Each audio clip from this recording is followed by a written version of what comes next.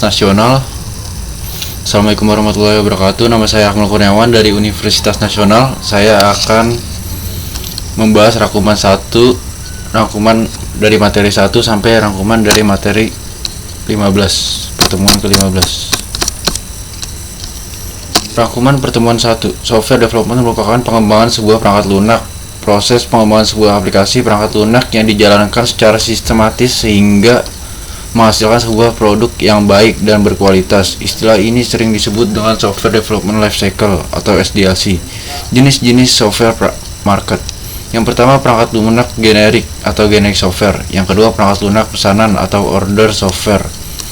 Jenis-jenis software platform. Yang pertama, software system atau sistem software. Yang kedua, software waktu nyata atau real-time software. Yang ketiga, software bisnis atau business software. Yang keempat, software teknik dan ilmu pengetahuan atau engineering and scientific software. Yang kelima, software tertanam atau embedded software. Yang keenam, personal software. Yang ketujuh, software kecerdasan buatan atau artificial intelligence software. Yang ke-8, software web-based software. Jenis-jenis software lisensi.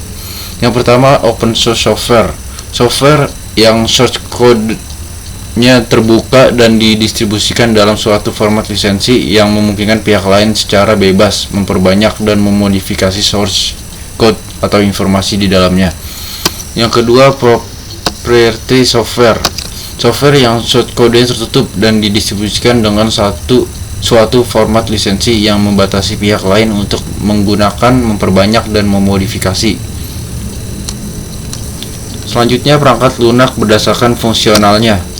Yang pertama, interfacing. Perangkat lunak ini menghubungkan suatu perangkat keras tertentu seperti hardware driver interface dengan perangkat keras lain. Yang kedua, operation system. Perangkat lunak yang menjalankan sistem komputer dan merupakan interface dari sistem komputer dan program aplikasi yang berjalan di atasnya. Yang ketiga, program aplikasi. Program ini digunakan untuk keperluan tertentu yang tujuannya membantu pekerjaan manusia menjadi lebih mudah.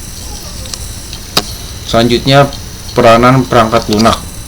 Yang pertama, menggantikan peran manusia. Yang kedua, memperkuat peran manusia. Yang ketiga, restrukturisasi peran manusia. Yang keempat, hiburan dan permainan. Selanjutnya, konsep peranan software.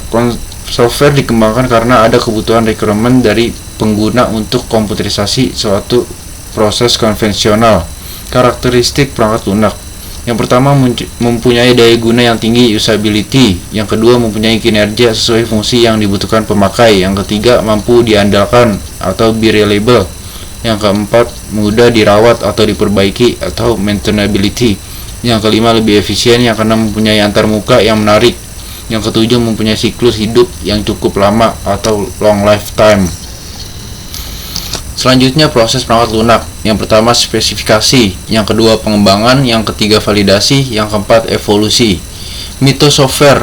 Yang pertama, masih diyakini oleh banyak manajer dan praktisi. Yang kedua, membahayakan karena mereka memiliki unsur-unsur kebenaran. Yang ketiga, setiap praktisi dan manajer harus memahami realitas bisnis perangkat lunak. Selanjutnya, mitos dan realitas software. Yang pertama, dari sudut pandang klien. Mitos, sebuah pernyataan umum dari tujuan cukup untuk mendapatkan selanjutnya isian secara rinci dilakukan kemudian. Realita, definisi yang tidak rinci di awal requirement atau kebutuhan adalah penyebab utama kegagalan dan keterlambatan perangkat lunak. Yang kedua, sudut pandang developer. Mitos, setelah program ditulis dan bekerja, pekerjaan pengembangan telah selesai. Realita, 50% sampai 70% dari usaha pengeluaran program terjadi setelah dikirim ke pelanggan. Ketiga, dari sudut pandang manajemen. Mitos, komputer dan KK atau tools perangkat lunak yang tersedia sudah cukup. Realita, cache tools diperlukan tetapi biasanya tidak diperoleh atau tidak digunakan. Rangkuman materi kedua. Definisi software engineering. Disiplin ilmu membahas sebuah aspek produksi perangkat lunak mulai dari tahap awal spesifikasi sistem sampai pemeliharaan sistem setelah digunakan. Perangkat lunak yang dibuat harus mampu tepat waktu, tepat anggaran, meningkatkan kinerja, mengoperasikan prosedur sistem yang dengan benar. Perkembangan software. Yang pertama, generasi awal, batch orientation, custom software. Yang kedua, generasi kedua, multi-user real-time database product software. generasi ketiga distributed system low cost hardware. Selanjutnya perbedaan RPL dengan rekayasa sistem. Rekayasa sistem berkaitan dengan semua aspek dalam pembangunan sistem berbasis komputer termasuk hardware, rekayasa PL, dan proses. RPL adalah bagian dari rekayasa sistem yang meliputi pembangunan PL, infrastruktur, kontrol, aplikasi, dan database pada sistem. Produk RPL, produk diperoleh melalui tahapan pengembangan software sama dengan software development life cycle. Contoh siklus hidup, waterfall model, V model, spiral model, fountain model, prototyping model. Prototyping, proses RPL, technical proses digambarkan sesuai metode yang akan diterapkan dalam tahap tertentu dari SDLC. Analisis method, design method, programming method, testing method. Metode teknis ini memunculkan paradigma seperti berorientasi terstruktur, objek, aspek, dan lain-lain. Siapa yang terlibat RPL? Manager, software developer, dan support. Atribut perangkat lunak yang baik. Perangkat lunak ini harus memberikan fungsi yang diperlukan dan kinerja bagi pengguna dan harus dipertahankan, diandalkan, dan dapat diterima. Maintainability, mudah dipelihara atau dirawat. Defendability, dapat diandalkan. Efficiency, daya guna. Acceptability, dapat diterima. Rangkuman materi ketiga, analisis software atau requirement.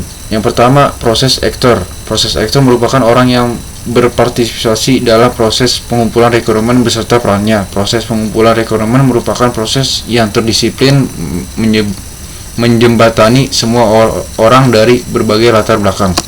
Contoh umum dari pemangku kepentingan atau stakeholder perangkat lunak termasuk tetapi tidak terbatas pada berikut ini: user atau customer, market analysis, regulator yang memiliki aturan, software engineer. Yang kedua, requirement search. Untuk mendapatkan requirement dapat dari berbagai sumber tergantung dari jenis software. Yang pertama goals, yang kedua domain knowledge, yang ketiga stakeholders, yang keempat business rules, yang kelima operational environment, yang keenam organizational environment, yang selanjutnya evaluation technique. Setelah mengetahui sumber-sumber requirement, tahap selanjutnya adalah mengumpulkan kebutuhan. Cara yang dapat dilakukan disebut evaluation technique. Yang pertama, interview atau wawancara, melakukan wawancara pada stakeholder. Yang kedua, membuat skenario. Software engineer merumuskan sendiri dan membentuk kerangka yang berisi pertanyaan-pertanyaan tentang tugas pengguna. Yang ketiga, membuat prototype. Yang keempat, melalui rapat. Yang kelima, membuat user story. Selanjutnya, ringkasan materi yang keempat. Software requirement fundamental. Selama fase analisis menentukan persyaratan untuk sistem baru atau sistem requirements. Jenis requirements. Yang pertama, software requirements atau fungsional dan non-fungsional. Software requirements fungsional, pernyataan layanan yang harus diberikan oleh software untuk menyelesaikan masalah. Juga memuat bagaimana software harus bereaksi terhadap input tertentu dan bagaimana software harus berlaku pada kondisi tertentu. Software requirement non-fungsional, persyaratan yang tidak langsung berhubungan dengan fungsi spesifik yang disediakan oleh sistem.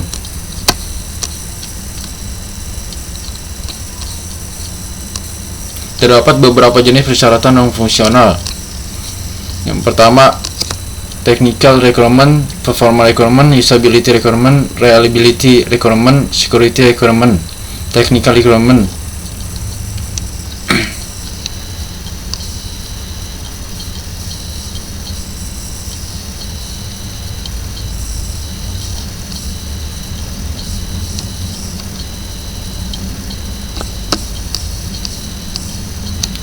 User requirements mendeskripsikan persyaratan fungsional dan non-fungsional sehingga dapat dipahami oleh user yang tidak memiliki pengetahuan teknik yang rinci. Hindari deskripsi rinci tentang perancangan perangkat lunak.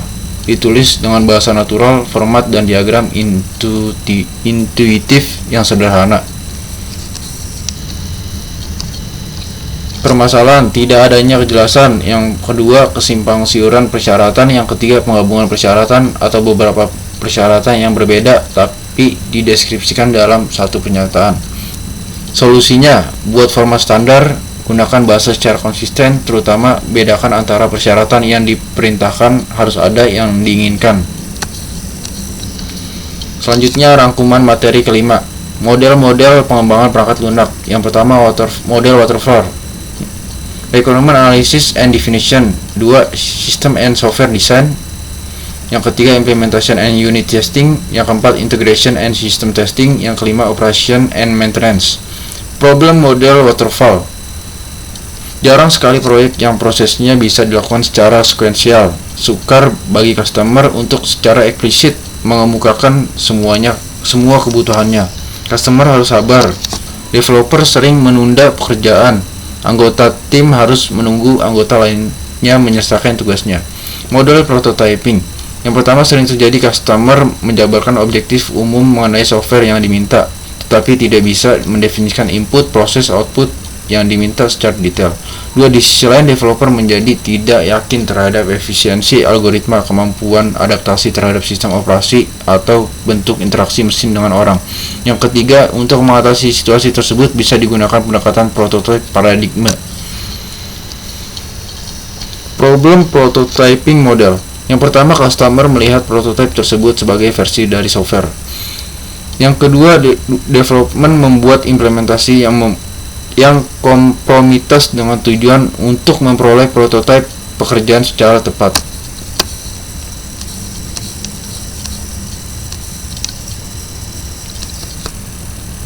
Model spiral reuse-based development. Apakah itu restrukturisasi atau menulis ulang sebagian atau keseluruhan dari sistem yang telah ada tanpa merubah fungsionalitasnya?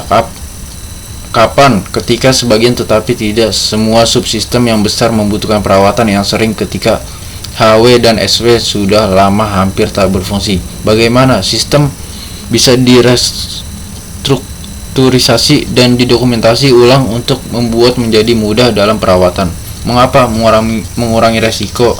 SW yang baru dibangun membawa resiko yang tinggi, mengurangi biaya untuk reengineering sering lebih kecil dibanding membangun SW baru.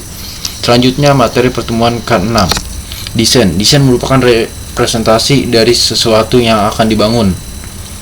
Software design, perancangan perangkat lunak merupakan proses yang berulang untuk mengartikan requirement menjadi blueprint untuk membangun perangkat lunak atau placement.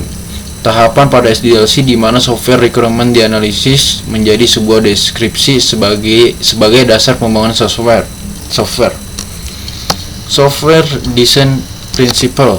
Yang pertama, proses desain tidak boleh terjebak dalam tunnel vision. 2. Desain harus dapat disesuaikan dengan model analisis. 3. Desain tidak boleh reinvent the wheels. Yang keempat, desain harus meminimalkan jarak antara perangkat lunak dan masalah yang ada di dunia nyata. Yang kelima, desain harus menunjukkan keragaman dan terintegrasi dengan baik.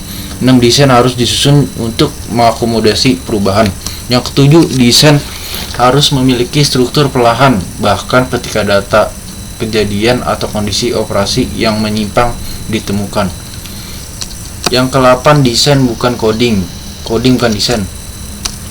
Yang ke-9, desain harus dinilai kualitasnya saat dibuat, bukan setelah software selesai. 10. Desain harus direview untuk meminimalkan kesalahan konseptual atau semantik. Selanjutnya, desain konsep. Yang pertama, abstraction. Yang kedua, refinement. Yang ketiga, modularity. Yang keempat, software arsitektur. Jadi keseluruhan struktur perangkat lunak mencakup what, where.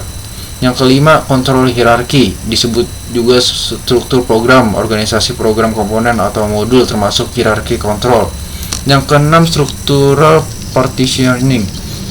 Yang ketujuh, data struktur. Yang ke-8, software prosedur. Yang ke-9, information heading. Analisis versus desain. Analisis fokus pada pemahaman, desain fokus pada pemahaman solusi. Analisis functional requirements. desain non-functional requirements. Analisis small model, desain large model mendekati kode nyata. Aktivitas pada tahap desain. Desain yang pertama, desain arsitektur aplikasi termasuk desain jaringan. 2. Desain interface atau antarmuka sistem. 3. Desain database sistem. Pendekatan dalam proses desain yang terbagi menjadi 2, tradisional dan object oriented. Rangkuman materi ke-7. Desain. Software design fundamental, software struktur and architecture, user interface design, dan software design strategies and method. Struktur dan arsitektur perangkat lunak. Struktur perangkat lunak berkaitan dengan susunan yang terdapat di dalam perangkat lunak. Arsitektur perangkat lunak gambaran yang menunjukkan properti spesifik dari sistem perangkat lunak atau kaitannya dengan interaksi perangkat lunak dan perangkat keras. Selanjutnya, desain arsitektur. Jenis arsitektur common use. Yang pertama, arsitektur terpusat. Pemrosesan yang terpusat implementasi adalah pemrosesan data yang terpusat, di mana semua pemrosesan data dilakukan oleh komputer yang ditempatkan di suatu lokasi untuk melayani semua pemakai. Yang kedua, arsitektur tersebar atau terdistribusi. Pemrosesan data tersebar atau terdistribusi membagi sistem pemrosesan data ke subsistem yang lebih kecil, tetapi pada hakikatnya masing-masing subsistem tetap berlaku sebagai sistem pemrosesan data terpusat. Terdiri atas sejumlah komputer yang tersebar pada berbagai lokasi yang dihubungkan dengan sarana telekomunikasi. Dengan masing-masing komputer mampu melakukan pemrosesan yang serupa secara mandiri dan bisa saling berinteraksi dalam pertukaran data. Yang ketiga, client server arsitektur. Dalam arsitektur ini, klien bertanggung jawab untuk level presentasi atau aplikasi, sedangkan server bertanggung jawab atas logika akses data dan data penyimpanan. Yang keempat, client server tiers. Ada banyak cara di mana logika aplikasi dapat dipartisi antara client dan server, yaitu 2 tiers dan 3 tiers. Selanjutnya, advance. Yang pertama, virtualization. Partisi sebuah server fisik ke virtual. Yang lebih kecil server digunakan software untuk membagi server fisik ke beberapa lingkungan virtual. 2. Cloud computing. Awan di cloud computing dapat didefinisikan sebagai kumpulan dari perangkat keras, jaringan, penyimpanan, layanan, dan interface yang tergabung untuk memberikan aspek komputasi sebagai sebuah layanan. Selanjutnya, desain antarmuka. Desain antarmuka adalah proses mendefinisikan bagaimana sistem akan berinteraksi dengan entitas eksternal. Selanjutnya, mendefinisikan cara di mana pengguna akan berinteraksi dengan sistem, bagaimana memberikan input dan mendapat output, serta bagaimana sistem menerima dan menjalankan perintah. Selanjutnya, user interface problems. Terlalu banyak menggunakan istilah komputer. 2. Desain yang tidak jelas. 3. Mampu membedakan antara tindakan pilihan. Yang keempat, pendekatan pemecahan masalah yang tidak konsisten. Yang kelima, ketidakkonsistenan desain. Prinsip desain antarmuka. Dari buku General Principle of UI Design yang ditulis oleh Deborah J. Mayhew, ada 17 prinsip umum desain antarmuka. Yang pertama, user compatibility atau kompatibilitas pengguna.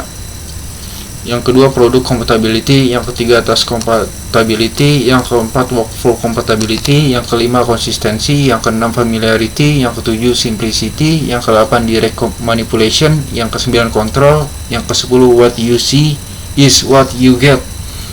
Yang ke-11 flexibility, yang ke-12 responsiveness, yang ke-13 invisible technology, yang ke-14 robustness, yang ke-15 protection, 16 ease of learning, yang ke-17 ease of use. Rangkuman materi ke-9.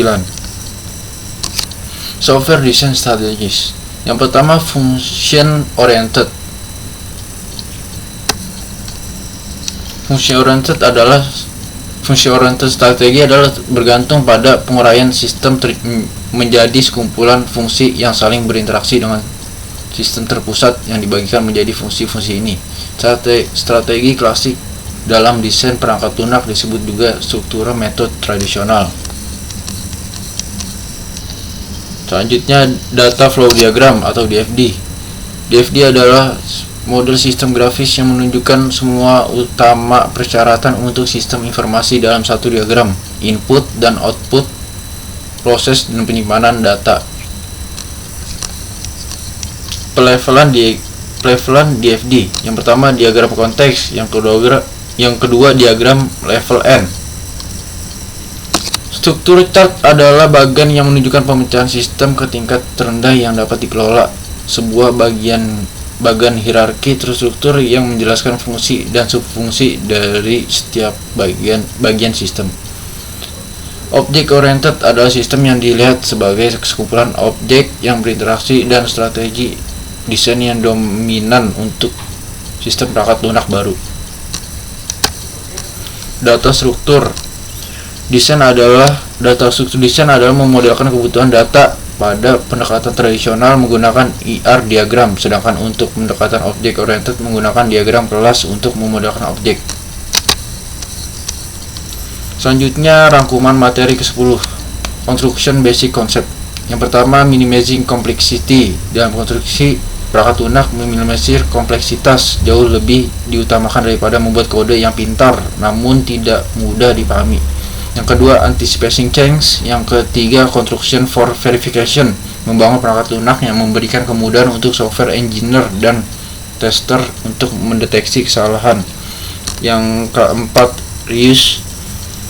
Dalam konstruksi terdapat dua aspek yang terkait erat dengan konsep reuse. Yang pertama, konstruksi untuk digunakan kembali. Yang kedua, konstruksi dengan menggunakan kembali atau construction with reuse. Yang kelima, standar in construction. Menerapkan standar pengembangan eksternal atau internal selama konstruksi membangun mencapai proyek tujuan untuk efisiensi, kualitas, dan biaya. Construction testing. Konstruksi testing dilakukan oleh software engineer yang menulis kode dan bertujuan untuk mempercepat deteksi kesalahan dan mengurangi cost. Construction technology. Ada API, design use, object oriented runtime, parameterization and generics, error handling, exception handling, and fault tolerance, and middleware.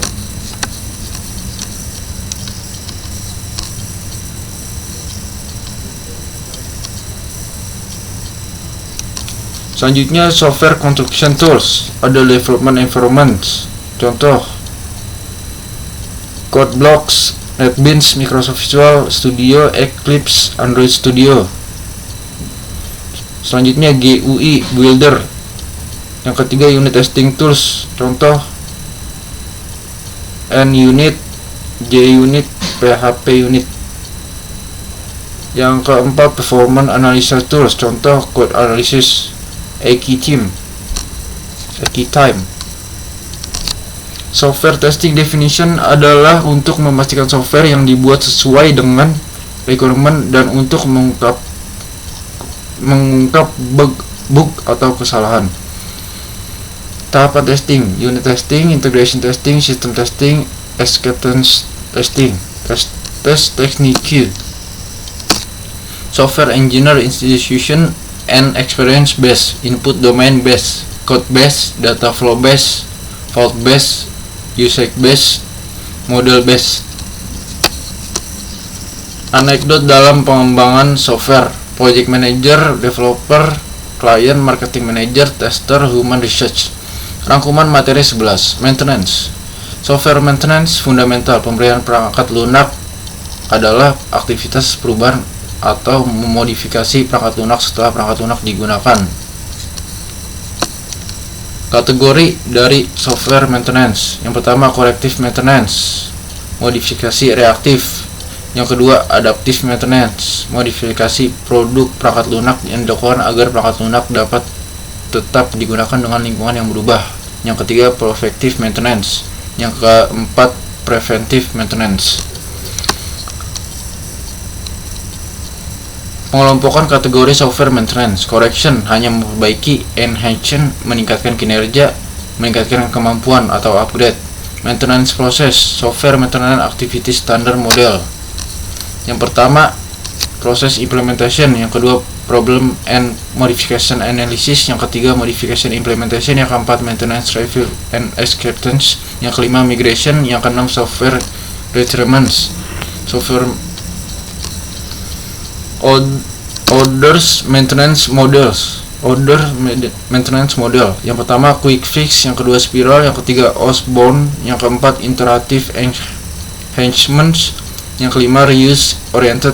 Beberapa aktivitas dalam maintenance. Yang pertama pemahaman program, yang kedua transisi, yang ketiga penerimaan atau penolakan permintaan maintenance, yang keempat analisis dampak, yang kelima maintenance service level agreements and maintenance license and contracts, perjanjian contracts. Tekniki for maintenance and software maintenance tools. Satu program comprehension, yang kedua reserve engineering, yang ketiga re-engineering, yang keempat migration, yang kelima requirements. Software maintenance tool.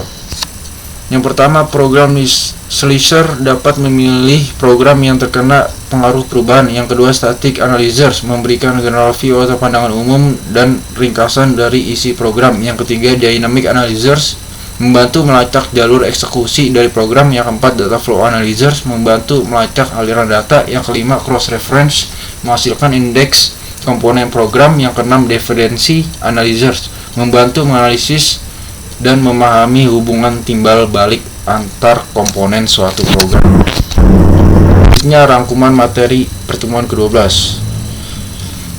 Transaksi adalah eksekusi program user oleh DBMS, baik mengakses maupun memodifikasi data eksekusi dari program user, atau transaksi merupakan kumpulan dari membaca dan menulis objek database. Sifat transaksi. Sebuah transaksi harus memenuhi properti ACID untuk menjaga data pada kondisi konkuren dan terjadi kesalahan sistem, dan hal ini dilakukan oleh DBMS. Yang pertama atomicity, yang kedua konsistensi, yang ketiga isolation, yang keempat durability. ACID itu wajib harus terpenuhi. Penting untuk DBMS menyediakan mekanisme untuk mempertahankan hal tersebut. SQL Server memiliki dua cara, manajemen transaksi dan locking. Setiap transaksi harus menentukan tindakan atau aksi yang terakhir. Yang pertama commit dan aborted. Commit berhasil diselesaikan dan aborted dihentikan dan membatalkan semua tindakan. Transaksi gagal atau tidak selesai.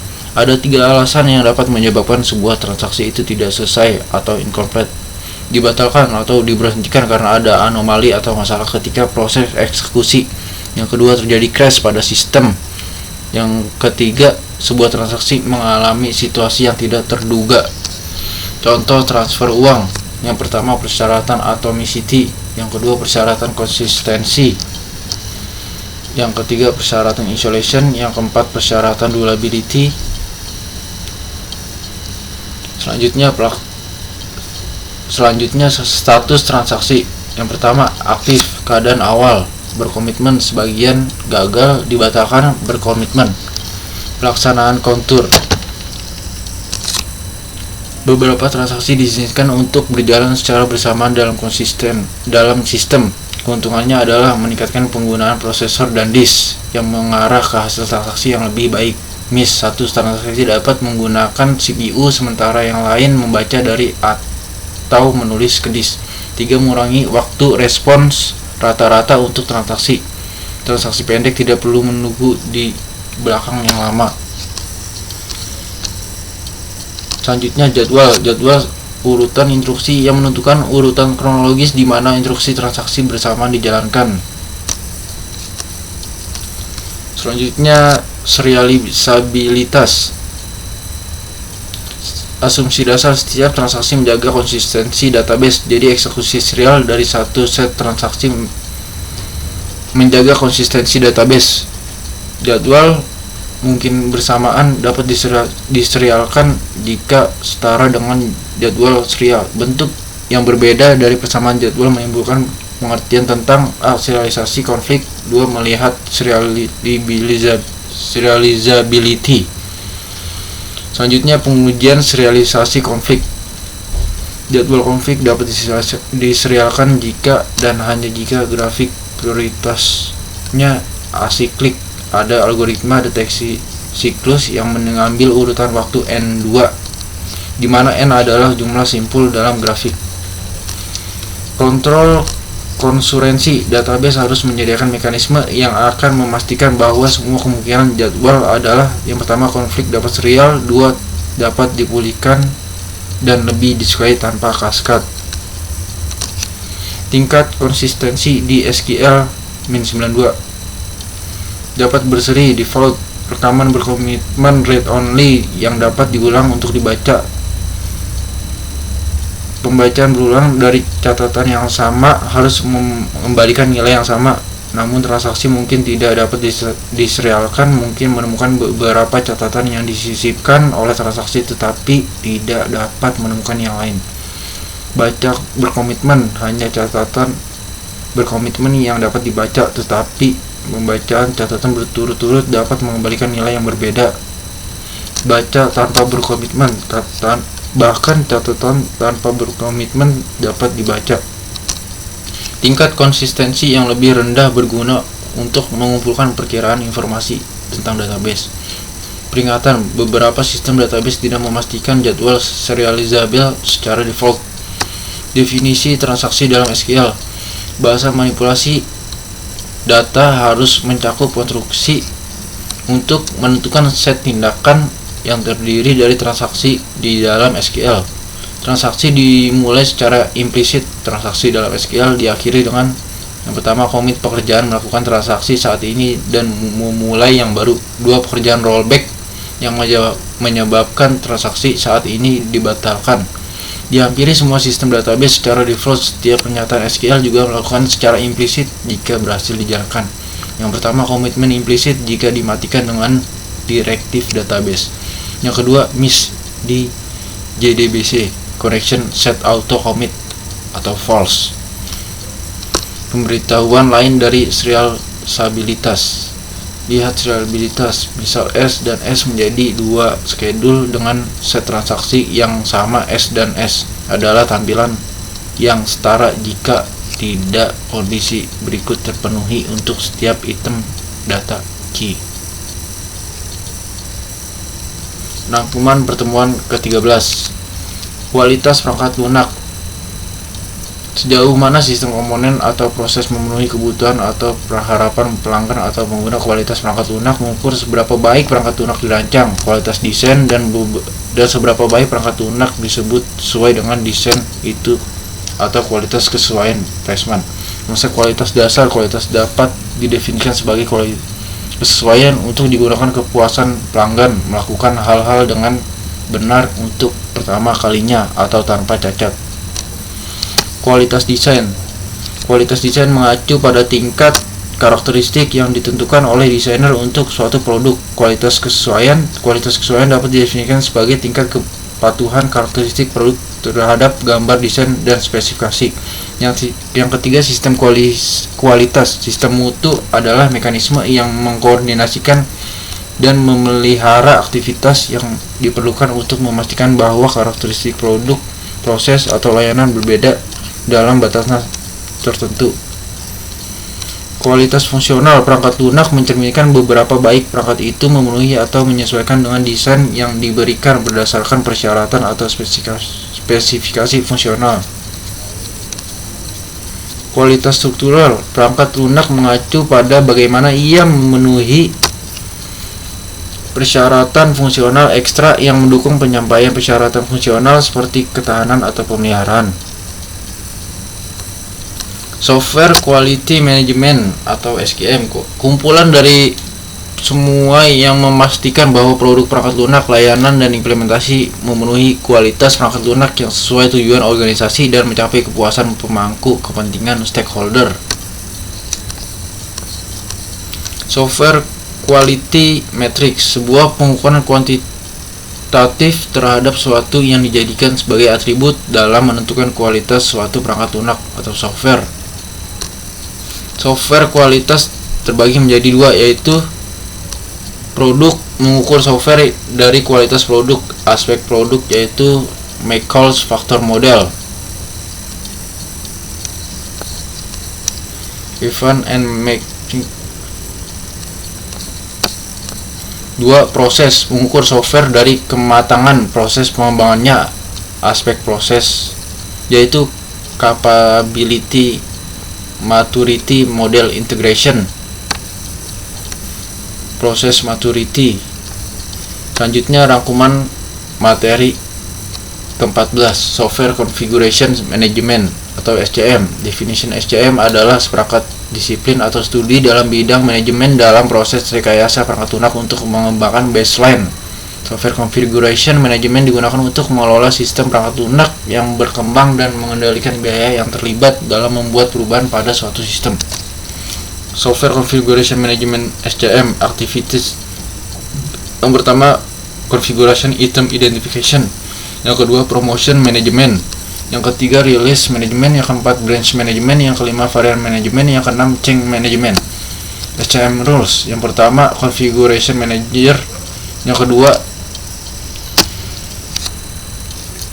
Change Control Board Member. Yang ketiga, Developer. Yang keempat, Auditor. Selanjutnya, terminologi on SCM. Kita akan bahas istilah-istilah berikut. Configuration Item, agresi perangkat keras, perangkat lunak atau keduanya.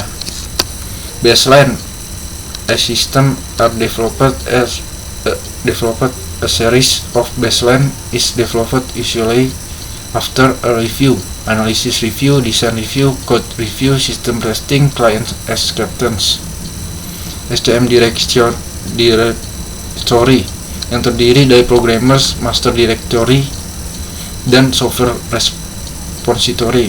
Version, rilis awal atau pelepasan ulang item konfigurasi yang terkait dengan kompilasi lengkap atau kompilasi ulang item.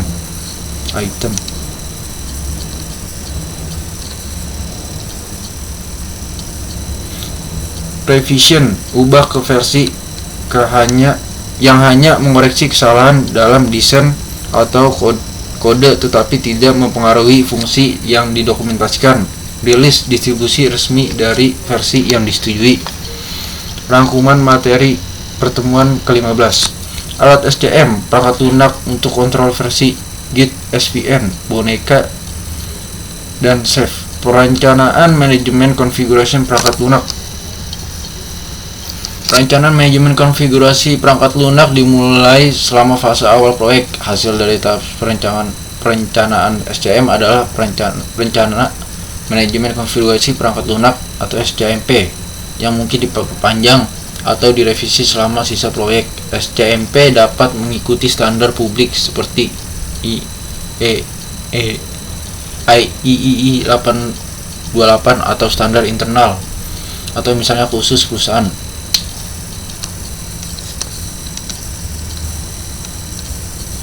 Rencana pengelolaan konfigurasi perangkat lunak. Yang pertama, mendefinisikan jenis dokumen yang akan dikelola, menentukan siapa yang bertanggung jawab atas prosedur SCM dan pembuatan baseline. Yang ketiga, mendefinisikan kebijakan untuk kontrol perubahan dan manajemen versi, menjelaskan alat yang harus digunakan untuk membantu proses SCM dan batasan apapun dalam penggunaannya. Mendefinisikan database manajemen konfigurasi yang digunakan untuk merekam informasi konfigurasi. Garis besar rencana manajemen konfigurasi perangkat lunak. Yang pertama, perkenalan. Yang kedua, manajemen. Yang ketiga, aktivitas. Yang keempat, jadwal. Yang kelima, sumber daya. Yang keenam, pemeliharaan.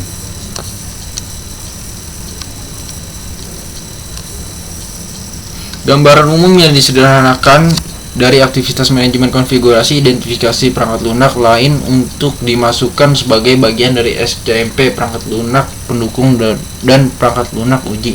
Yang pertama, hubungan SCM dengan perangkat keras, aktivitas manajemen konfigurasi sistem, tingkat formalitas dan kedalaman kendali untuk menerapkan SCM ke proyek, batasan dan batasan waktu untuk menerapkan SCM ke proyek ini, asumsi yang mungkin berdampak pada biaya, jadwal, dan kemampuan untuk melakukan aktivitas SCM yang ditentukan. Sekian dari saya, Akmal Kurniawan. Jika ada kesalahan dan kurang lengkap, mohon maaf. Assalamualaikum warahmatullahi wabarakatuh.